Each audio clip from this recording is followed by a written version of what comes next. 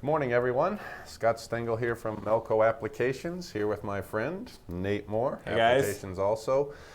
Today we're going to spend a little time talking about how to diagnose problem designs and also some good tips on how to fix the problems once you uncover them. I kind of came up with a list of 10. It's not really a top 10, but it tends to be a lot of the common things that we run into, we help tech support with and all that kind of stuff. Digitizing has changed a lot. I've been in this forever, like I said, 34 years. When I started, it was rayon thread. Rayon thread is probably some of you know, kind of delicate. You have to be very careful. It doesn't have the strength that poly has. So as a result, digitizing had to be really precise and no garbage, and you really had to go out of your way to make sure that stuff was clean, or else you'd get tons of thread breaks. There was a lot of work to digitizing the logos. We used to have to do cartoons and draw them basically like the size of a poster, clean up the whole works on a drafting table, digitize them with a pad. So it was a long process, and of course then it had higher prices in there, but digitizing was better. People did it full time because, I mean, it was so expensive. The equipment was like $35,000, $40,000 30 years ago is a lot of money. I'm thinking, you guys saw me and my eyes were rolling back in my head. I'm trying to remember how long I've been doing it. 20 plus years ago, I was doing it part-time. I was in the art department half the time and then digitizing half the time. But yeah, rayon thread, like you said. Were you in rayon thread? Yes. I guess 20 years ago, right? And we had a few poly, and I didn't know about it, and I used to go around and just snap threads, and I got a polyester and just cut the dickens out of my finger. Yeah, it did. It was. Yeah, it was less forgiving, as were the operators. Like, I used to have people come into my office and just yell, "I'm getting thread breaks right here, fix it!" But also compliments, you know, like. I didn't have those where I worked. Man, I had somebody call me, go, "We ran your design on 3 12 heads for 8 hours today and had 2 thread breaks." Oh, I was in-house. Thanks a lot, you know, that stuff is important. So then the prices came down, PCs showed up, because when I started, I was only on computers. Screen. I was only on screen. I mean, the Digitrack was $25,000, the machine was another $18,000, and the interfaces and all that kind of stuff. So it was a lot more expensive. Then it's just become cheaper and cheaper as PCs hit. The price of digitizing equipment went down. Another drawback in a way is I think the thread got stronger when we switched to polyester, because there's designs that come across my desk that I diagnose, and I'm like, there is no way this is going to sew. I mean, 10 lock stitches or something, for example, and it breezes through it. It would never do that in the past. Poly is more forgiving. But the problem is it's gotten too much towards how cheap, how cheap, how cheap. That's driven the market instead of not how well. And I wish that the well part would come back and at least give people an option, because there's a time for, you know, volume, cheaper digitizing, and there's a time for the best you can get. So that's the way I've seen it. But so we're getting a lot of bad designs come through here, and oftentimes. As troubleshooting, yeah. Hey, we have an issue, what's going on with it? And that's why we're seeing these designs. And a lot of times, of course, what would be common is, well, it's the machine. And it's not always. A lot of times we just give them a good design, they sew it sews out beautifully. Then they got a heads up that, you know, it's something different than they thought. So like I said, I came up with kind of about 10 things here that tend to be a lot of the common problems, issues that we run into through tech support here. So let's get started on them. Before Scott does that, he's got Design Shop up on this computer. I am trying very hard to have Facebook up on this computer, so I will be trying to watch y'all's comments, and if you have a question, please comment in, and I will do my best to relay that back to Scott as quickly as possible. Okay, so number one, going to sound like a top 10 list no matter what. I've used this before when I did the presentation on small lettering and what to watch out for, but it's a great example, so I want to go through it again. Anybody who didn't see it on the other ones or anything. A lot of what comes through here are designs that have lettering that's way, way too thin. Either somebody scaled the design terribly small, or they kind of don't know the parameters of what minimum letter width and height and that kind of stuff needs to be. So I put together a couple alphabet strings here, and what I want to show you is right here. So we have actual size, okay, so you can, it's going to be hard for you to see there, but in a nutshell, let's see. Oh, you know what? They can't see anything. They see us. There we go. Now, 1/4 inch letters is what size I have for curly. Curly is listed as 1/2 inch minimum, right? But some people run it small. So how come it's a problem running stuff like this? Well, if we look at this red circle here, this actually represents the diameter of the needle. A 75 needle is 7.5 embroidery points in diameter. So here's where the needle hits, and then it has to try and cross over and hit on the other side. Well, that's kind of all in the same area, so it can pound on itself instead of moving back and forth. So first thing you do if you're having trouble is to measure. So we have a ruler, which is right here, and you click and drag, and I can hold it and go, oh my gosh, that's 8 points wide. That's pretty small. Yeah, so the needle's 7.5. So we've sort of come up with an average minimum that kind of goes between 10 and 11, 10 and 12 points, I guess, for the minimum. I try and keep it above 10. 1 millimeter is what that is, just to keep things sewing. So how do I fix something like this? Well, if it's in wireframe, I can, of course, right-click, go to Properties, and I can go to Pull Compensation, and I want to use Pull Offset. So if I move this up, what you do is to both sides, it's doubled, so 2 points is going to be 4 points. So if I had 7, now I'm going to have 11, right? And so we can see. So when I hit Apply, now you can see it's fatter. I zoom in. If I measure with the ruler, you know, we're at 11 to 12 points. So now this is going to come through much better.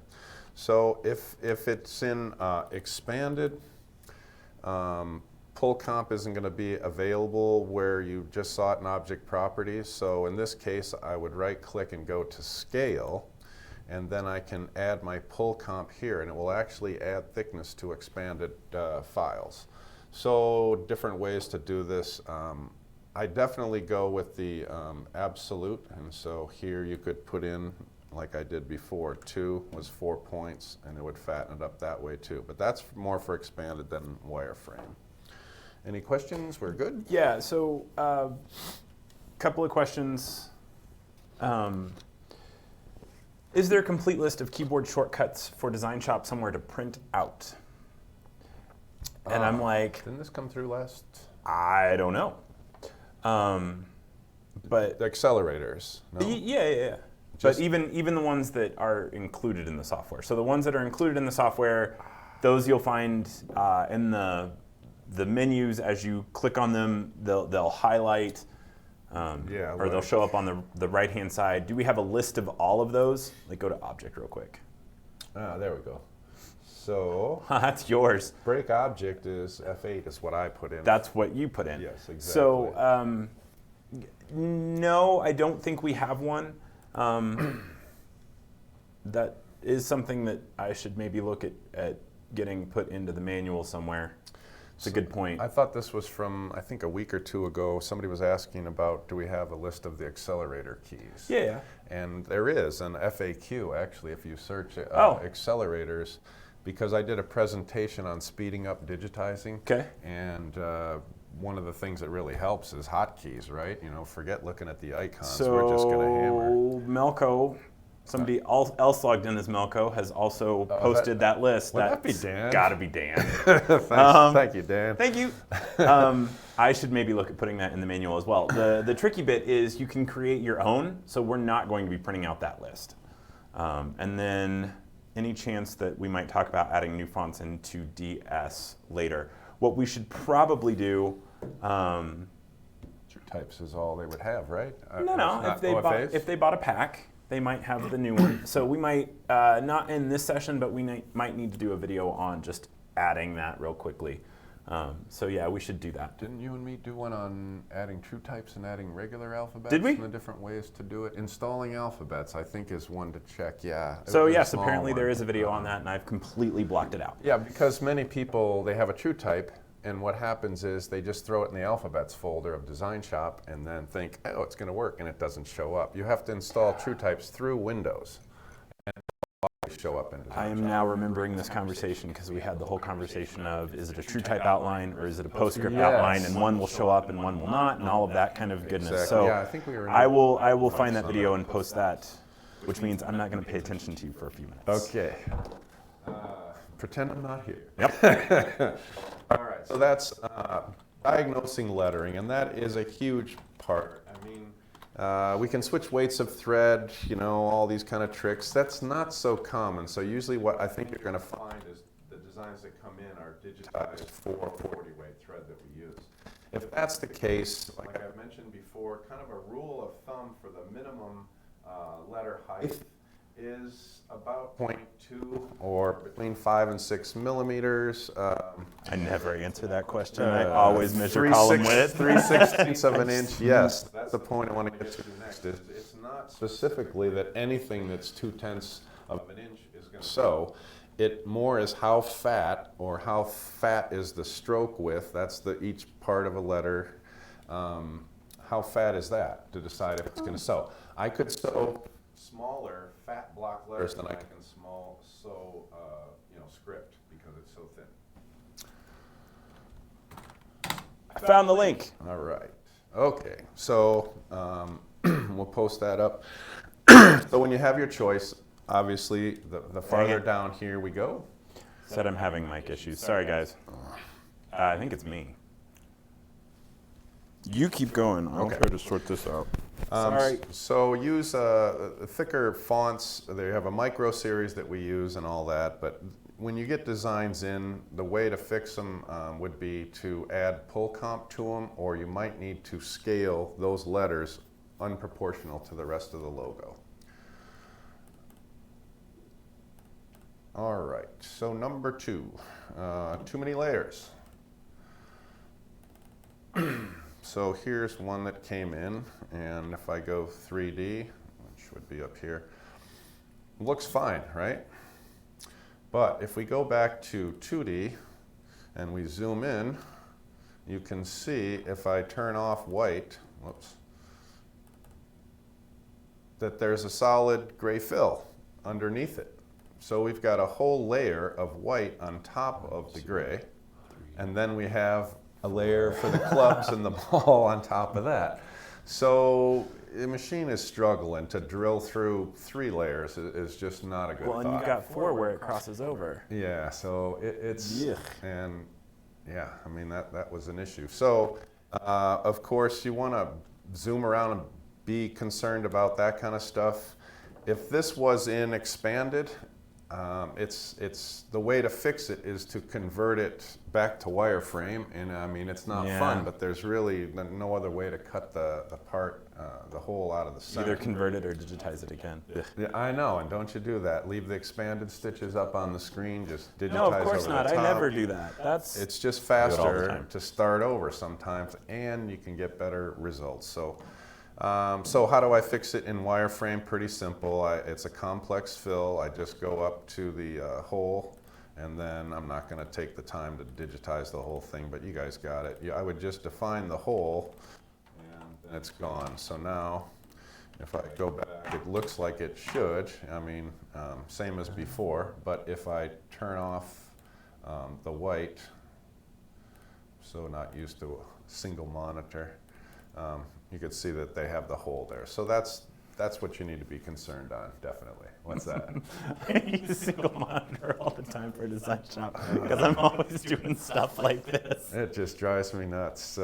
I want all my menus parked and out of my way so I can focus on the whole screen there. So it's just something I've gotten used to, but yeah. All right, so too many layers is an issue. You want to keep it to 2 layers or less. I mean, a little overlap, right? You got to have that. You have some wiggle room, yeah. But shading would be one-time gradients when you would have 2 layers, but they would not be so 2 full layers density. of full density. Yeah, this is like light to heavy and heavy to light for the other color equals kind of a full density total. All right, so too many layers. Be concerned about that. Then I'm going to do 3 different sections here out of the 10 are just on tie stitches. That is a huge issue for everyone. Programs put in different shape patterns of lock stitches, some good, some not good. And that's going to set up the trimming, you know, and so there is a lot of issues with the lock stitches. So first one here, this is a good one. Number 3. So here's this leaf, right? So it's an expanded, and I can tell that by if I highlight the object properties list, there's 1 element. And so I'm having trouble with this one. When I sewed it, I'm getting terrible slingshots and all sorts of stuff like that. How come? Lack? Well, so if I highlight it and right-click and go to properties, right, there's nothing in any of this stuff that's going to help me because it's an expanded design. So no lock stitches are turned on. So does that mean it doesn't have it or not? Not necessarily. Yeah, I don't know without looking. You have to go look, and the way we look is through the Stitches tab right here. If you can see tie-offs in 3D view. You cannot see tie-ons unless you have X-ray vision, and I don't think that's a real thing. Right. So what Nate's saying is right. Yeah, I know. Ouch. Hurts to look at it, right? Sorry. So yeah, you can see the tie-offs in 3D. So we'll go back to 2D. So how do I see if it has any tie-ins or not? We go to the Stitches tab. Oh, they can't see that. I gotta get this out of the way. Not you. They can't see it. I gotta move. Oops. Oh. We'll just You're good. Be here for a second. So Stitches toggles you. This shows you the XY coordinates of all the stitches versus the elements with in your project view. If you have 2 monitors or a big screen or something, what I like to do is click on this one, and I'll get the object properties element list as well as I get the stitch coordinates next to each other. I am not good about doing that. I still switch back and forth, and it's way smarter to do it your way. Okay, so here is the start of the design. We can see we're right there. I can use the arrow keys to move forward. So that's 1 big stitch. So my first stitch is there. You can see this is the important column right here. It's L for length. That tells you how long the stitch is. I don't care what the delta X and delta Y are really. Just give me the length right here, and then in this column it tells you if it's a jump stitch, meaning it's traveling without dropping the needle, or if it's a read-only or regular stitch. That's going to actually go into the cloth. Okay, so we start here. Here's our first stitch, and then as I move down, 10 points. I should zoom in on this because this is better. So to zoom in, he was just using Shift and scrolling on the mouse. Yeah. It's a nice little trick. Yep. And hotkeys, Shift Z for zoom. For you. Z for zoom, Shift Z to zoom back out. Okay, so we see here's the first stitch. Then it goes forward 10 points, that's 1 millimeter. Pretty good. 8 points, 7 to 8 to 10 is what the average range of lock stitches are. You want to stay away from the 4 and 5 pointers because it's less than the diameter of the needle, right? So here's 1 at 10. Go forward at 10. Go back 10. That's in the same hole. You can't stitch in the same hole too many times because the fabric keeps opening up, and all of a sudden you're stitching through air because you've opened it up. You don't have enough friction to create that loop on the backside of the needle. Exactly. So you can skip stitches, or you can, the hook will hit the thread and it will get a shred break, all sorts of stuff like that. So it goes back and forward into the same hole, then it goes back, and then it comes back where it started. So this is a problem. because of going in the same hole repeatedly. Our style 1 and style 5 lock stitches don't do that, and that's why I really like them. So, okay, we have bad tie-in stitches, that's why we're getting slingshots. And then here, if I look at the tie out, I'll go all the way to the end. Let me see. I know, huh? It's making Nate shake. Me too. It's like, yeah, that's what I. Okay, so here's the column, comes forward, boom, we're done there. Now look at the length column right here. You have 3 points, 2.2 points, 5, 4, 3, oh, 5. I can't see that. I gotta move us again. We're in the way. Oh, sorry, guys. I'm gonna move us over here. All right. Now you can see it. That's okay. A little weird. All right, so did you notice right here? If I go back up, I'll show you. I know, it's torture, isn't it? Yeah. So, end of the column, so to speak.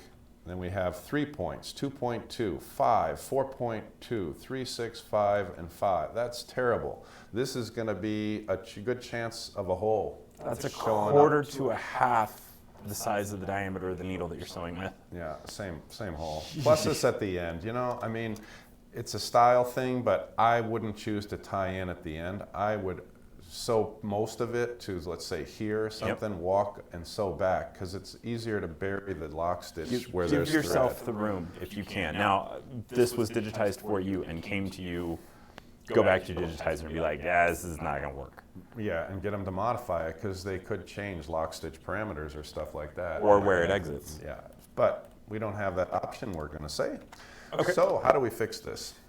Well, you could go and hand edit the stitches, I mean, but better to go tools and then filter, and we have a design filter.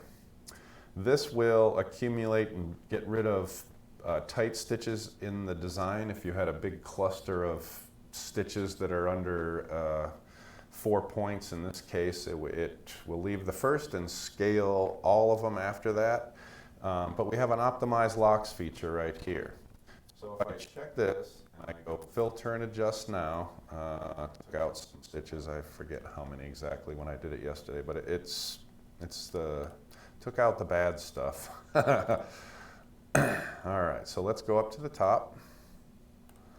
And now we can see that we have forward, back. See, these are not in the same holes. So we have 4 lock stitches, and then it just starts sewing. We have some space between them. The machine has room to breathe.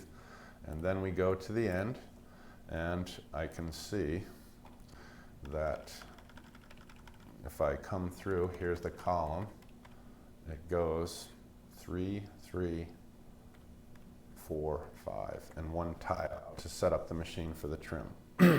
I could hand edit some of these out. If I don't, how do I do that? Well, highlight it and then just hit delete. I mean, you know, move them around. You can do all sorts of good stuff like that. So optimize is one way to take care of it. A quick hand edit of a few stitches would be a way to take care of it also. But if you had a very complex design that had a lot of elements, that could be time consuming. All right, so lock stitches. The other thing is, on the new OS software, there's enable tie-in and tie-off is under Tools Options. Okay. And if we turn that on, as it loads into the machine, the design loads into the machine, it will try and filter out the garbage and put in a nice set of properly spaced and oriented stitches. Okay. It's on by default because we want you to be successful when you sew, and if you have terrible lock stitches, they could be causing you all sorts of fun. It's amazing the amount of work that the machine manufacturers all go through to make sure that designs will sew successfully, because it can be a circus out there. Some designs I'm going to show you have no lock stitches, others have too many, and so it's always an issue. Just know that if you're digitizing in Design Shop, you turn on Style 1 with the current defaults, which is 7 points and 3, or an odd number of tie-in stitches. You're going to have a great tie-in success, definitely. Okay, any questions? Good. None that have not been answered, I think. Okay, so another one, because we said this is the trifecta of, of tie stitches. Well, yeah, I'm like, number, size, shape? What's the third one? Oh, too many. Oh, right, sorry, you said that. Okay, so here, this was done in wireframe, actually. And so, either the thread is swimming over the top of the fabric because it's not locked in, or it slingshots and never gets a chance to get fully tied to the bobbin before it takes off. So, how come? Well, if I look at this one, I can highlight the first element, go to Properties, I go to my tie-in and tie-off tab, and nothing's turned on. There are no lock stitches to it. Now, that doesn't necessarily mean that if it's a really old design, you might see somebody manually digitizing locks. Yeah, a few thousand of mine I did. I digitized all the tie-ins and tie-offs of all the designs I did. Melco didn't have Style 1. I was going to say that was before. Yeah, we were talking DOS software, so anyway, before they had electricity. Okay, so this has no tie-in stitches, so back to the stitches view, because this always lets you know exactly what the machine is going to see, is you can see that the first stitch lands there, and then there are 23 pointers where it just takes off in a straight line and goes. That's it. Nope. So we want to turn them on. Easy, select the whole design, right-click Properties, just turn on your tie-ins, turn on your tie-offs. Style 5 is a plus sign. That's really good for larger elements. I think puff I use it for, or applique. I like it for applique. But for logo work, Style 1 was 7 and 3, which is our defaults now. This just isn't set up like it. Style 1, 6, 7 if you can pull it off, and then just go with the default, and we'll decide how many you need based on the width of it. The more there are, the more visible it is. So what that does is, if it's a smaller element, it will have fewer stitches in the tie-off, so it buries down in and you don't see it. Right. Very thin elements like small lettering, 2 lock stitches is all you need. You slaughter the thing with 3 or 4. It's going to be a dimple or... I always, like, have you ever tried to rip out small lettering that you spelled somebody's name wrong? It doesn't want to come out anyway. It doesn't. I know. They used to say, man, your stuff is hard to rip out. It's like, well, I didn't digitize it so it can rip out. Didn't make it erasable. Yeah, okay, so obviously now if I go look at the stitches and I go to the beginning, you can see I have 3 tie-ins and then it starts taking off. This is going to secure as well as the tie-off. So have a look and see if it's in wireframe OFM that you do have lock stitches turned on. I mean, the good news is you get this to the machine, your enable tie-in, tie-offs is on. It's going to take over where there is nothing, but not a good idea to feed it nothing. No. All right. Okay, that's all I want to say about this with no ties. So we'll move on to the next one, which is tie stitches missing. Or no, we already did that one, sorry. Too many ties. Okay, so here's a portion of a design. If I look at it, it's in expanded. So, you know, the properties aren't going to say the tie-ins, tie-offs are on, normally. So, it's giving me slingshots when I sew this. So how come? Well, let's go to the Stitches tab. Hey, wait, this is an expanded design, yet it has tie-ins and tie-offs on. So what that means to me is that somebody brought an expanded design in and they turned on our ties, which is good, like I showed you. If it didn't have them to start, and you do that, you'll get tie stitches. Exactly. If it had them, and you do it, you'll double, triple them up. Oh, yes. So let's have a look at this guy right here. So we're going to zoom in up here. And I could show you, but it's not going to show you the tie-in too much in 3D, like we said. If it's in, yeah. So here's a 6-pointer, okay. Then we go to 9, 1, back 2. to 8.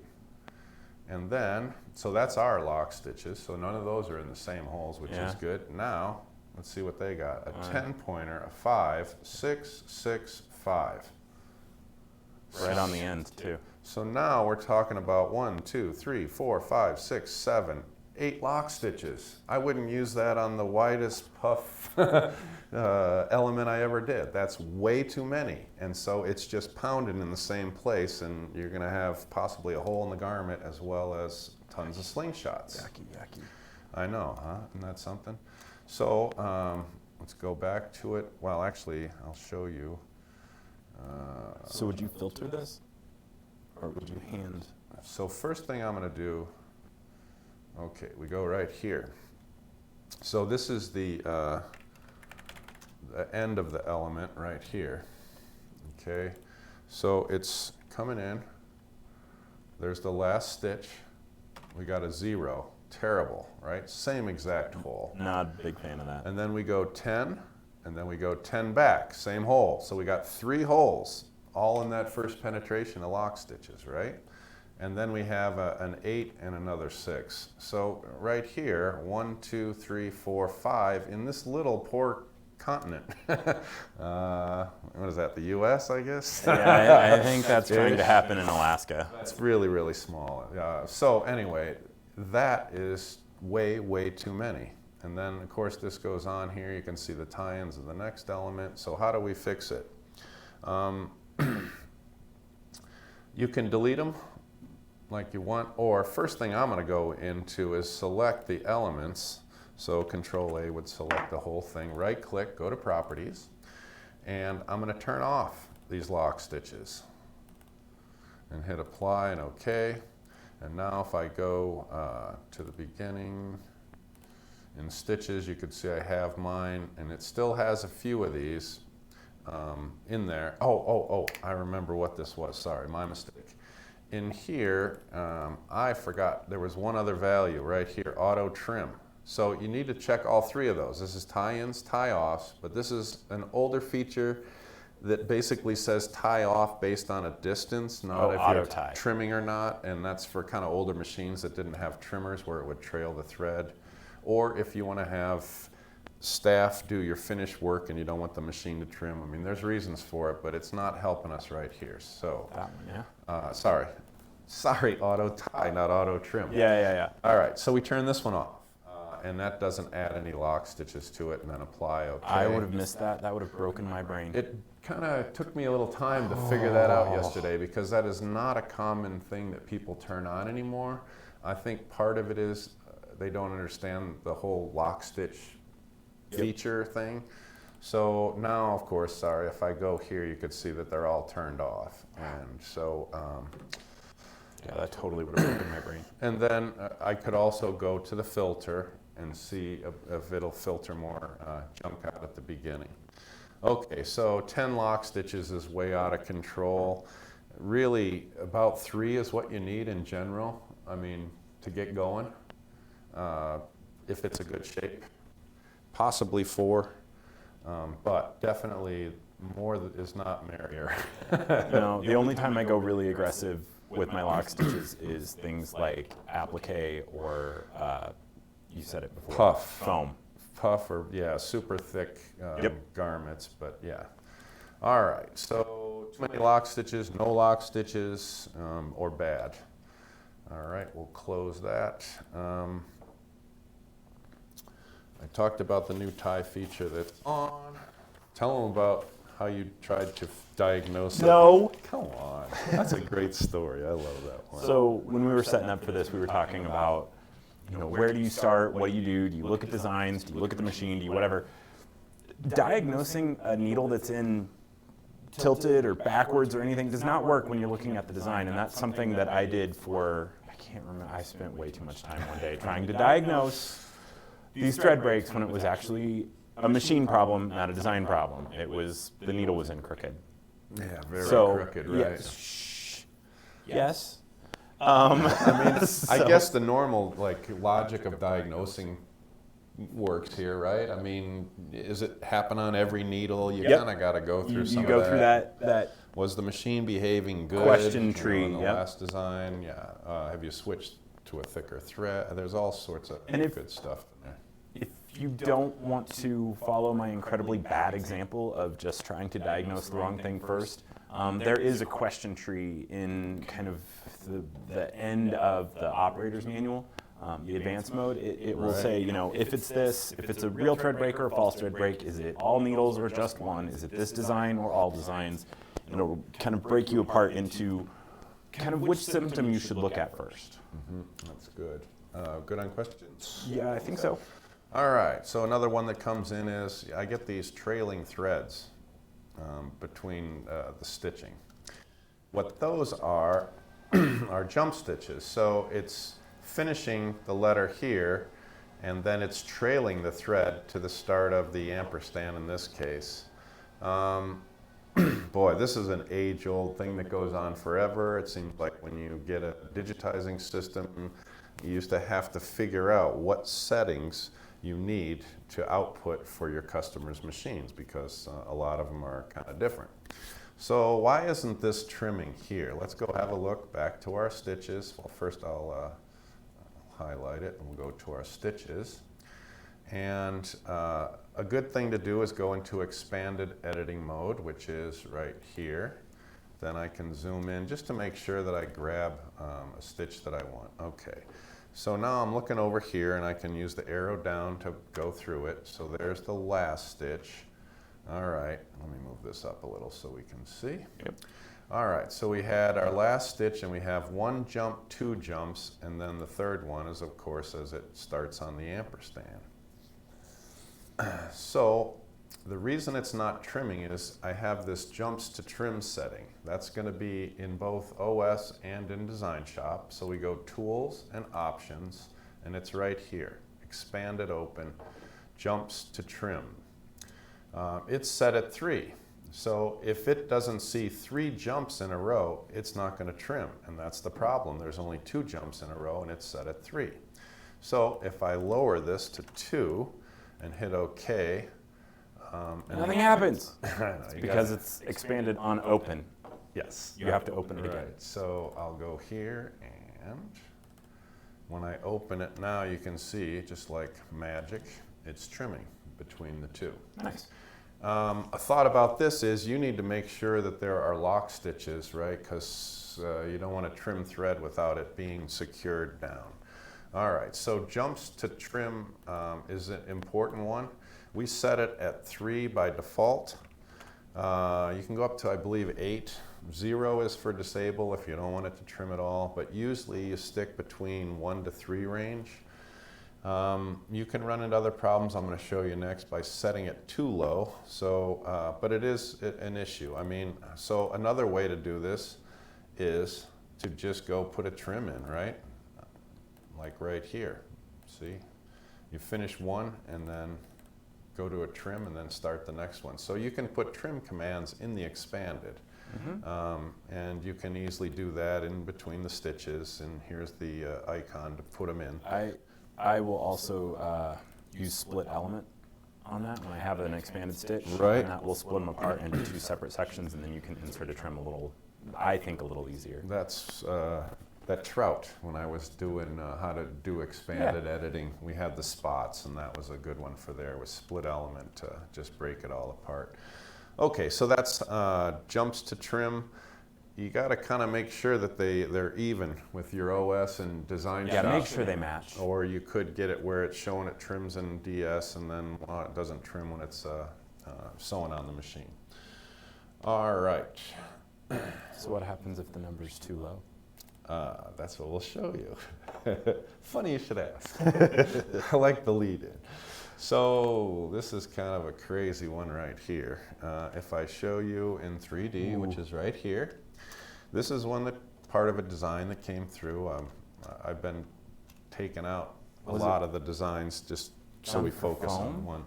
It was done for foam. Okay. Yes, it was. This is going to drive you nuts. So it came in and expanded, and so I actually, with Diagnosis, I wanted to try just digitizing over the top myself to see what happens. And you can see that it is a fat column. I mean, my goodness, if I use the ruler and measure across, we're talking over a ½ inch 5.12 or 130 points. So that's a problem. I don't like to go half-inch stitches. Now maybe if you're going to frame something and it's not going to get wear and tear, or somebody's not going to be rubbing up against a brick wall with their jacket or something where they're going to tear the stitches out, maybe. But half-inch is like the light goes crazy, or sirens go off. With foam, you've got a little bit more leeway because there's tension from the foam against the backside of the stitches to kind of keep them in place a little bit. But yeah, we kind of say 2 to 11, which 2 to 11 millimeters. Oh, 3 to 11 is kind of, because people ask what are the ranges.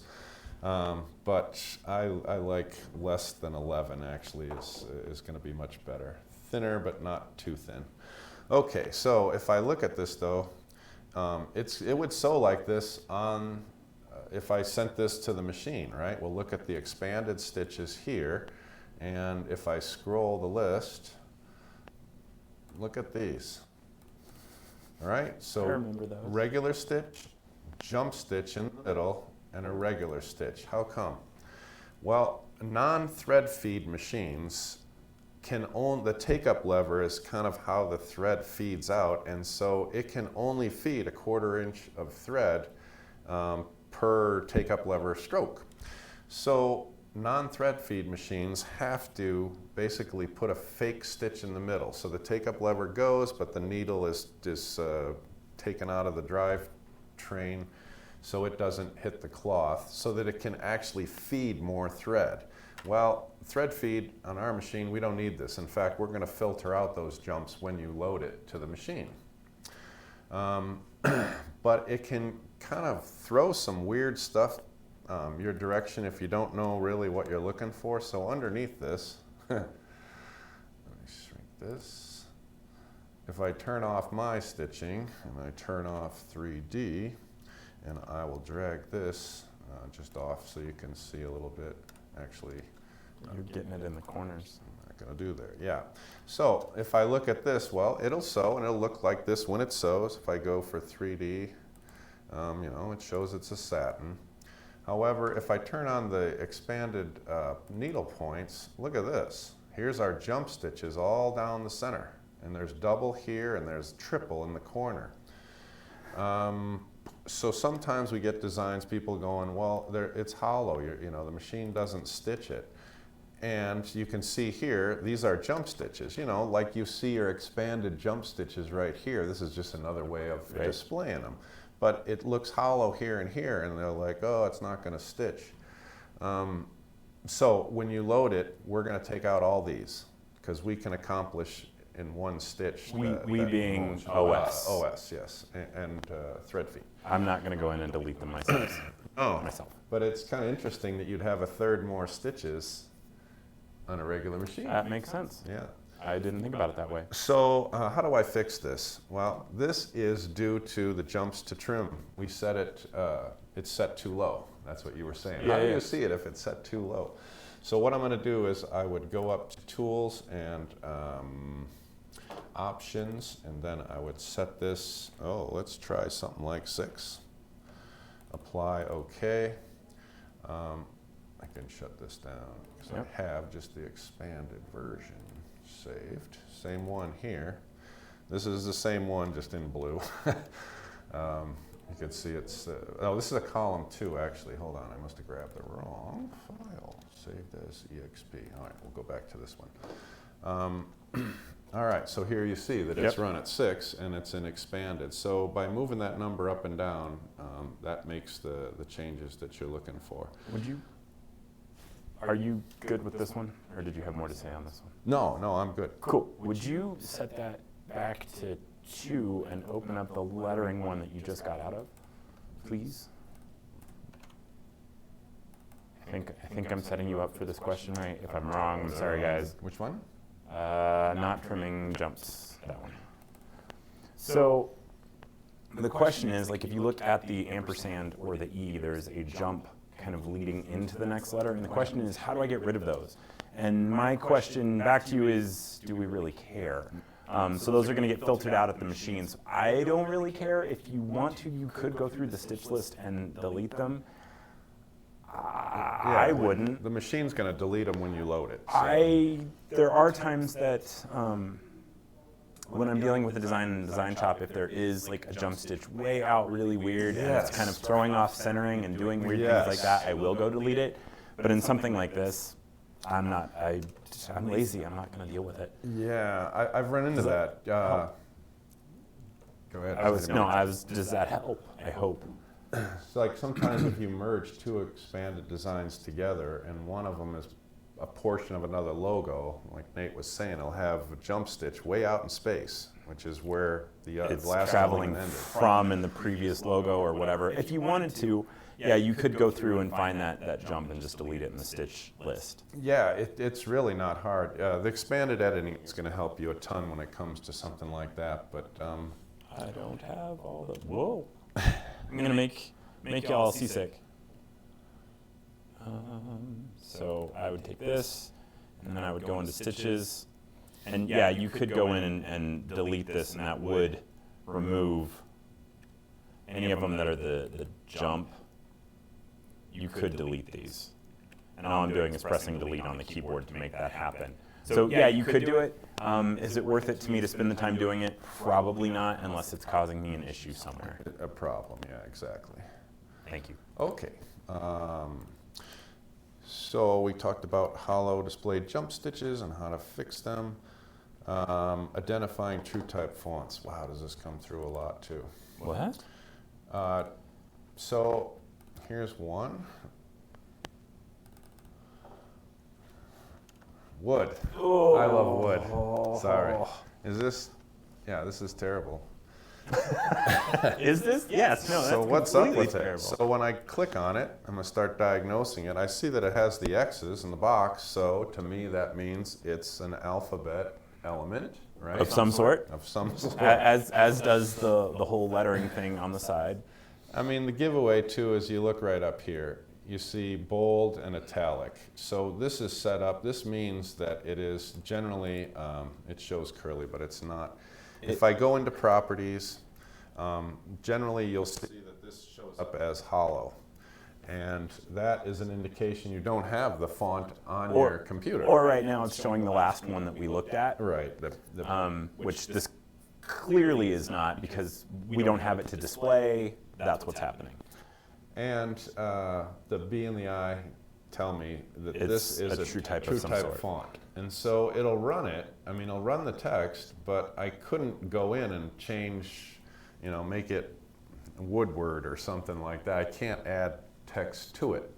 But look at how bad this looks. And so the point here is a lot of times we find that people use TrueType fonts, which is okay. You want to stay more mainstream than all the craziness out on the side, right? For one, this is pretty crazy. Distressed, which I'm guessing this is, it gets kind of brutal because you've got all the holes and the little ins and outs and all the edges. That's a lot to deal with for embroidery. Right, so we want to try and stay somewhat mainstream if we use TrueType fonts, but as I've said before, don't use a TrueType if there's a human digitized alphabet out of the 190 in Design Shop that's the same font. Arial, common. We have a font for that, an embroidery, and people use Arial TrueType, and it doesn't do as good of a job converting it over. If the other thing that I'm going to say, and you might roll your eyes at me, and that's completely fair, I will occasionally use a TrueType in Design Shop like this, and I see it's going to be nasty. I will go ahead and use it, set it up, and then, being that I'm using Pro Plus, I will convert it to vector and use it as art to digitize and simplify the shapes over the top of it. But I realize I've been doing this a long time, but that's one way I will tend to use TrueTypes, that I don't actually use it. I use it as artwork and then go over the top of it. Yep. And if it is distressed, I will simplify the little bits and then I will take the bigger chunks out. And that just makes the embroidery a little bit easier to get through. Yeah. And does not do that transition, all of just this. Crayon letters too, you know. That's a the challenge, man. Because really, with stuff like that, you have to over distort them, is what I found. Yep. Because if you do it like the art, well, it comes out looking like, was that really supposed to be clear and the guy did a terrible job? Yep. Or was it supposed to be like that? So by Do you want to match the art, or do you want it to look good on the garment? so by accenting the flaws, it comes out looking like it was supposed to be done that way. That's a good one. So I see that a lot in logos. So just be careful when you see TrueType fonts, not too far. Again, some will work, some will not work so well. Some, I'm amazed at how well some of them do. They even crazier stuff, but there's a lot to be said too for bringing a TrueType, is if that's your art, and then converting it to vector and digitizing over the top, compared to running the TrueType, converting to wireframe, and then editing what it generated. Oh, no, thank you. Sometimes that can be very painful, and I think you just get better results sometimes if you start over. But okay, and then the last one is identifying designs that are vector converted. So, I mean, there's a place for vector conversion for sure. It wouldn't necessarily apply to the wicked, nastiest, triple bordered, shaded logo you've ever seen in your life. I mean, Just kind of came up with everything and threw it on that one, didn't you? Oh, yeah. Some of them are just, you know, stuff that I look at that go, I would have to think this out on the thread path and figure out how it would be done, you know, convert it, and then it doesn't so well. There's a lot of reasons. So some are okay with conversions, some are not. So I'm going to show you one here. So this is, now you can see it's all attached. Wow. Right? So what would be the reason for a jump stitch and a trim inside of here? Wait, what? Why would this have any trims or jumps in it if you could accomplish the whole thing at once? I mean, it's all touching, right? Plan the path out. I don't know. I don't have a good reason. It's a really wild one. So anyway, if I look at this and I go File and I go to Print Preview, this is going to tell me my trims. Oh, 23 trims in this bad boy, huh? Oh, I know the answer to this. I know the answer. Go ahead. It's because, and I'm going to throw a lot of graphic designers under the bus right now. A lot of graphic designers are not production artists, and so what looks good on screen may not translate well to production art. And what I mean by that is the layering doesn't matter as much in print. I mean, it matters some, especially if you're dealing with screen print or offset.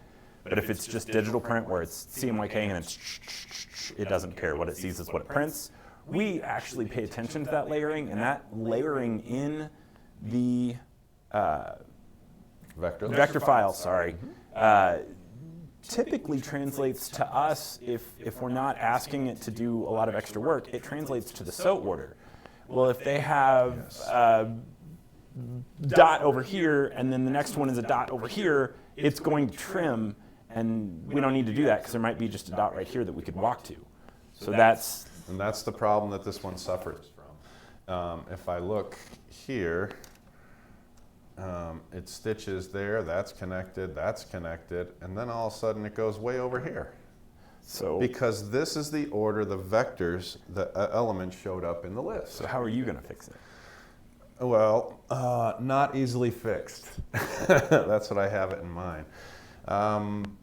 Some stuff is just brutal to try and This may work, repair. guys. This may be terrible. Hold your ears.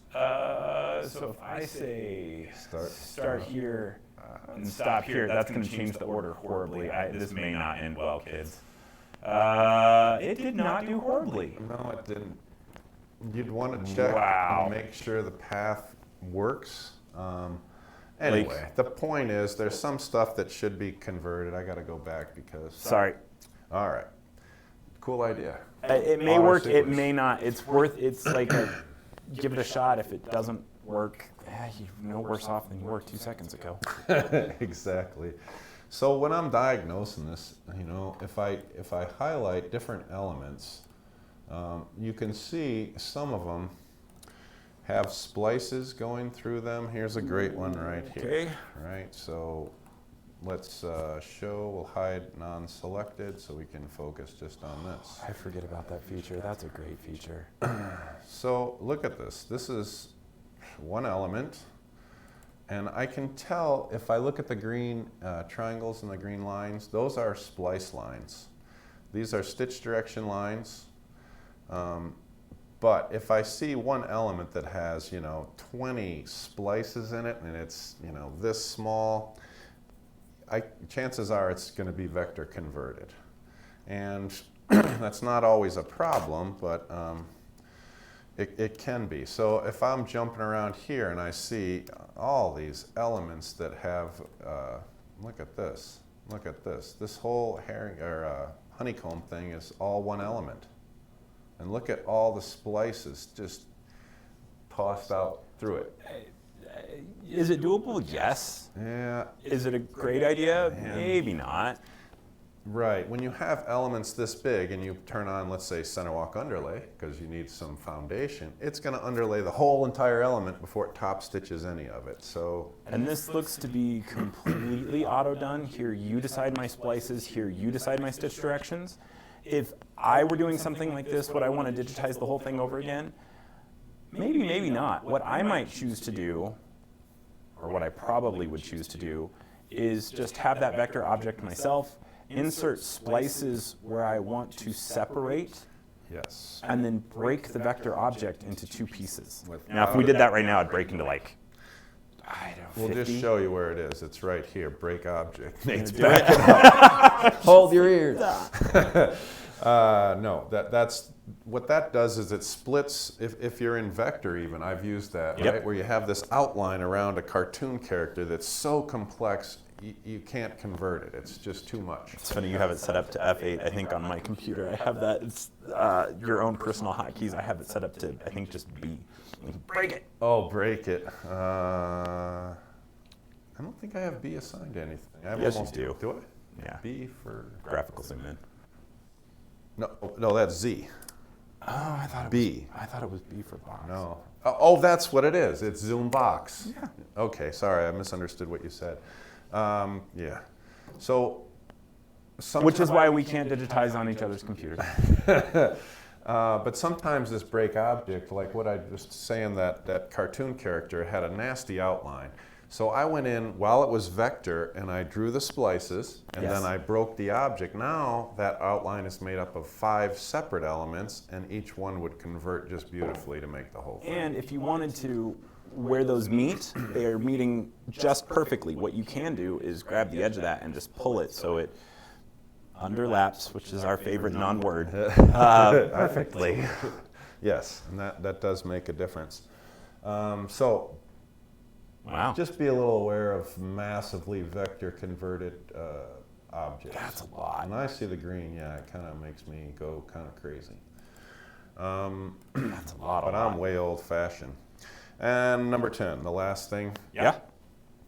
So what I find is in my shop, I do a lot of contract work, and that means I'm sewing for another company. Maybe I'm just, they're supplying the garments, I'm just doing the thread and the sewing. And sometimes, or what I find often is my designs that I produce for the contract guy tend to be a little bit thinner all over in width than some of the other subcontractors do. The reason for that is a lot of machines will fatten up the stitches when you load the design. You don't even know this because fuller embroidery looks better than thinner. That's just sort of the rule. It's also more forgiving. And if you had digitizers that made the mistakes that I showed you earlier on like the small lettering being so thin, the machine will fatten that up. And so all of a sudden it's not an issue. We don't do that by default, but just be aware that we give you the capability to do that. In OS, we have a feature called Auto Compensate. Josh and I did a Facebook on it, I don't know, 2 months ago maybe. It's a way that you tell the machine, fatten up everything when you load it. And you can adjust that to more mimic whatever you're trying to mimic from another machine. So, I mean, that would be a better choice if they're all like that than going in and messing with each design if it's just a blanket thing. Normally, I'm not a mess with things at the machine kind of guy, but I agree with that one. All right. Hopefully I helped you. Anything else you want to say? Any questions? I think we're good. Thank you so much. And we will catch you next time. Bye, guys.